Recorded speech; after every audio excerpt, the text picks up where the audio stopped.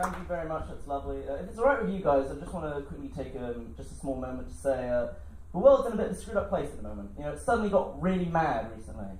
You know, like what's going on with Russia, the rise of fascism in the world again. I mean, make America great again!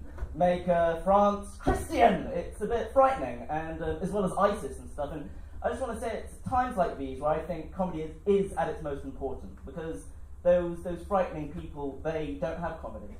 I think that's what defines us as who we are. And that's just me though, and it's not all bad. I mean, who here is feeling so much safer now that we're turning trendy small towns in Syria into sheets of glass? Wow, that's really disturbing. The friends and family of my comedy group are all terrorist sympathizers. Wow. The sad thing about that joke, by the way, is that that's actually me being a radical rebel for my generation, when most protests from my generation consisted of so I retweeted this really biting joke that will really put David Cameron in his place. And I think that's less the fault of our generation inherently, and more the fault that we've grown up with the internet. My generation has always had the internet, and what that basically means is that anytime, anywhere, I can see people having sex. Ejaculate is as easy to see as clouds in the sky. Hairless genitalia is as commonplace as leafless trees in winter. Viewing hardcore S&M is as simple as walking into M&S.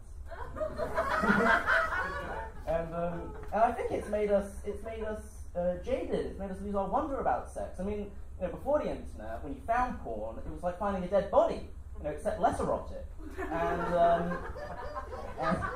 And I do think it's made us jaded. It's not even the worst part about what the internet's done to us as a generation. On the internet, it seems like you've got to be an extremist. You know what I mean? You can't just be a moderate. You've got to really find your little echo chamber and live in it. You've got to be either the worst, most bigoted, disgusting pervert, the kind of person who get really offended by seeing an interracial couple in their snuff film, or you're this really cloying, pretentious, mewling, politically correct twat. The kind of person who'd be doing stand-up comedy at the Soho Theatre.